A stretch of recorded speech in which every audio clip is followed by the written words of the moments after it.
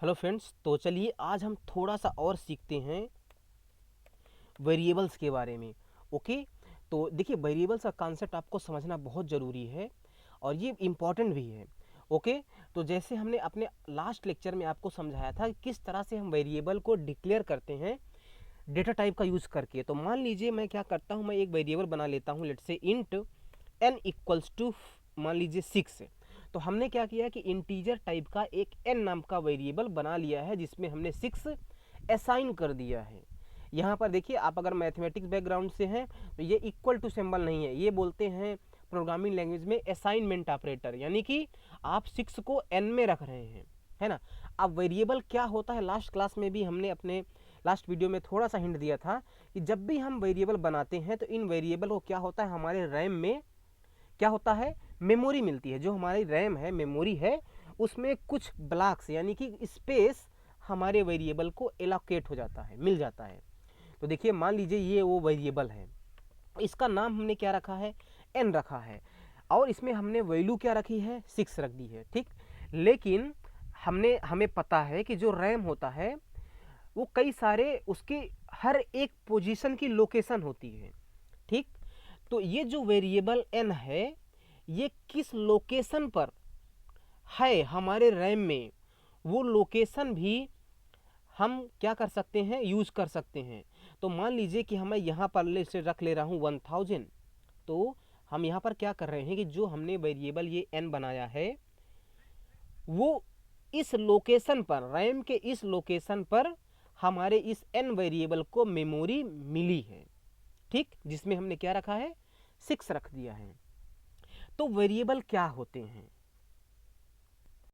तो अगर मैं सिंपल भाषा में बोलूं तो वेरिएबल हमारे मेमोरी का एक लोकेशन होता है जिसका नाम हमने रख दिया है n।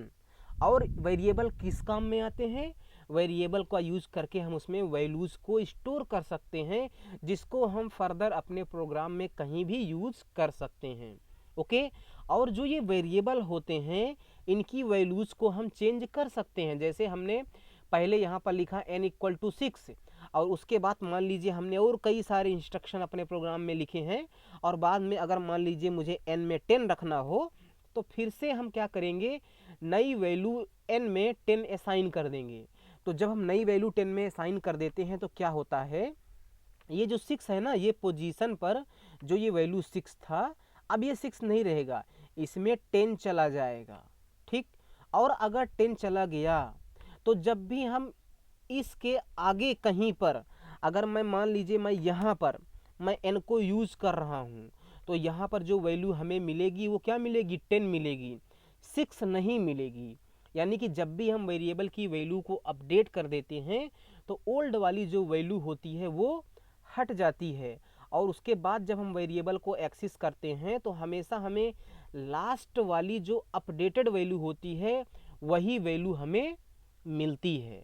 और जब तक हम अपडेट नहीं करेंगे तब तक वही पुरानी वैल्यू ही मिलेगी। तो जैसे हमने यहाँ पर n में 6 लिखा है, तो इस रेंज से लेके इस रेंज तक जो भी हमने इंस्ट्रक्शन लिखे होंगे, यहाँ हर जगह जब मैं n को एक्सेस करूँगा तो हमें 6 मिलेगा।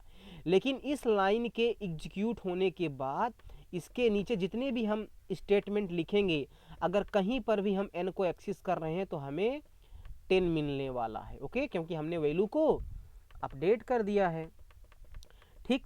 तो वेरिएबल आपको समझ में आया, और वेरिएबल को किस तरह से डिक्लेयर करते हैं और उसमें वैल्यू किस तरह से रखते हैं हमने आपको बताया। वेरिएबल को जब हम डिक्लेयर करते हैं तो सबसे पहले हम क्या करते हैं, डेटा टाइप का नाम लिखते हैं, और डेटा टाइप का नाम लिखने के मतलब इंट, कैर, फ्लोट, डबल जो भी लिखना है, उसके बाद हम क्या कर सकते हैं, वेरिएबल का नाम लिखते हैं। ओके, तो इस तरह से ये सिंटेक्स होता है वेरिएबल को डिक्लेयर करने का। ओके, अच्छा, हो सकता है दोस्तों आपको ये सारी चीज़ें आती हों, लेकिन क्योंकि फिर से मैं आपको पढ़ा रहा हूँ तो मैं हर एक चीज़ बेसिक से बेसिक कवर करता हुआ चलूँगा। तो इस तरह से हम वेरिएबल को क्या करते हैं, डिक्लेयर करते हैं, ठीक। तो अब जब दोस्तों हम वेरिएबल का नाम रखते हैं तो वेरिएबल को नाम रखने का ना कुछ सेट ऑफ रूल्स होते हैं। ओके, जैसे मैं आपको बताऊं, यहाँ पर जो इंट है वो डेटा टाइप है, तो क्या आप वेरिएबल का नाम इंट लिख सकते हैं, नहीं लिख सकते, ऑफ कोर्स नहीं लिख सकते, क्योंकि इस वर्ड का, इंटीजर वर्ड का मतलब, इंट का मतलब कंपाइलर को पहले से ही बताया गया है, वो फिक्स है। आप उसको अपने प्रोग्राम में इंट यूज कर सकते हैं एज अ डेटा टाइप, लेकिन वेरिएबल का नाम अगर आप ऐसे डिक्लेयर करें कि मैं कैर टाइप का वेरिएबल डिक्लेयर करना चाहता हूं और उसका नाम मैं इंट रखना चाहता हूं, तो ये गलत है। आप कभी भी वेरिएबल का नाम इंट नहीं रख सकते। तो चलिए देखते हैं इससे जुड़े हुए कुछ रूल। तो क्या है, ये गलत है, ऐसा आप नहीं कर सकते, ठीक, ओके, ये गलत है, ठीक। तो जब भी हम वेरिएबल का नाम लिखते हैं तो वेरिएबल के नाम में कोई भी आप अल्फ़ाबेट रख सकते हैं, है ना। जब हम अल्फ़ाबेट की बात करते हैं तो वो कैपिटल A2 कैपिटल जेड हो सकता है और स्मॉल a2 स्मॉल जेड हो सकता है, और आप नंबर रख सकते हैं 0 to 9, ओके। और आप अंडरस्कोर भी यूज कर सकते हैं, अंडरस्कोर, ओके, जो भी होता है अंडरस्कोर, इस तरह से आप यूज कर सकते हैं अपने प्रोग्राम में वेरिएबल को डिक्लेयर करते समय, ओके। तो वेरिएबल के नाम में क्या क्या होना चाहिए, ये वाले कैरेक्टर हो सकते हैं, ये वाले कैरेक्टर हो सकते हैं, ये अंडरस्कोर मतलब 0 to 9 कैरेक्टर इंटीजर भी हो सकती हैं, और ये अंडरस्कोर यूज कर सकते हैं। इसके अलावा आप कोई भी नहीं यूज करेंगे, ठीक है।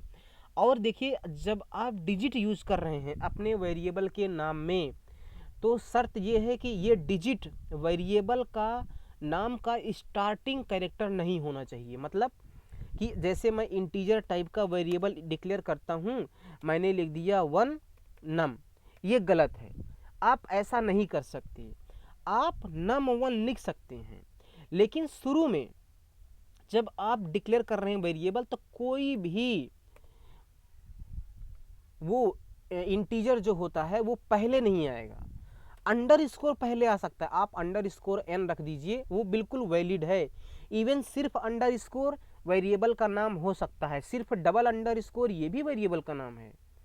तो अंडरस्कोर आप कहीं भी यूज करें, लेकिन शर्त क्या है कि जो ये डिजिट हैं 0 to 9, ये पहले नहीं आने चाहिए। बस आप कुछ भी रखिए, ओके, आप ऐसे करिए, कुछ भी यहाँ पर टाइप करिए, अंडरस्कोर कर दीजिए, टाइप करिए, 1 लिखिए, कुछ भी इस तरह से आप टाइप कर सकते हैं, ठीक। तो आई होप आपको ये भी समझ में आया हो कि वेरिएबल का नाम हमें रखते समय किन किन चीज़ों का हमें ध्यान देना जरूरी है, ठीक। एक रूल और सीखते हैं कि हम वाइट स्पेस वेरिएबल के बीच में नहीं यूज़ कर सकते। जैसे अगर मैं वेरिएबल का नाम रखना चाहूँ, अपना नाम, तो मैं लिख दूँ मुनी और लिख दूँ सिंह, ये वेरिएबल का नाम ऐसा आप नहीं लिख सकते। यहाँ पर आप वाइट स्पेस नहीं छोड़ सकते, लेकिन अगर आप यहाँ पर अंडरस्कोर लगा दें, तो ये जो हमने लिखा मुनी सिंह, ये परफेक्टली वैलिड एक वेरिएबल माना जाएगा।